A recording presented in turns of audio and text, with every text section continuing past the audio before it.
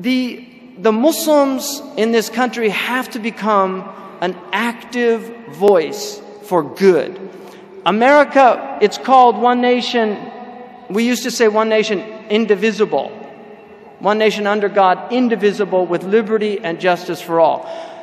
In many ways, we've become many nations divided under godlessness, with licentiousness, and just lust for all. And we as a people really need to think about why it is that pornography is the #1 form of media now in the United States of America. We've entered into a pornified culture. Pamela Paul wrote about this in a book called Pornified. It's one of the most disturbing books that I've read. Chris Hedges, in his book, The Empire of Illusion, the second chapter of that, I actually regret reading it because it was so troubling and disturbing to me about what's happening in the culture of pornography. One of the pornographers recently wrote an open letter to Mitt Romney saying the Republican Party needs to tone down its anti-pornography rhetoric because they don't have their pulse on America. America has embraced pornography, and it's about time the Republican Party embraced pornography. That is what we're dealing with. We are dealing with an incredibly vile force in this country that's corrosive and that is literally eviscerating the moral character that has always been there in this country. And if the Muslims don't become a voice, a rational voice, an intelligent voice, not a reactionary, pseudo-religious or bad religious voice, because there's a lot of bad religion out there. We have to be people rooted in intelligence, in spirituality. Plato talks about the problem of stories in cultures and the corrosive effect they can have on youth. In his time, he was talking about the plays of Aristophanes.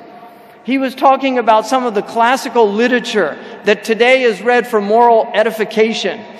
If he saw the type of stories that were now on a daily basis consumed by our young people, I think that he would completely write off the possibility for any real spirituality, any real metaphysical aspect or element to this culture. So we have to realize the absolute danger of this. We need to be people that are providers and creators of a positive culture, a culture of life, not a culture of death. We used to call people that watch people in private acts of intimacy, they were called peeping toms. It's a crime in the United States. Now we have large numbers of people watching people in public acts of depravity and profanity, and we call these consumers of entertainment. Peeping toms are classified as psychologically ill people. And yet people that are consuming this culture that we have ample evidence of the harm that it's having.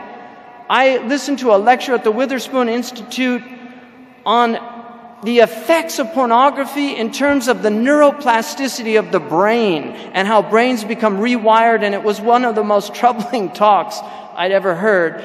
And we now know that our young children from the ages of 12 to 17 are having exposures to pornography on a regular basis. Many, many young people. This is a serious problem in our culture, and this is one of the problems.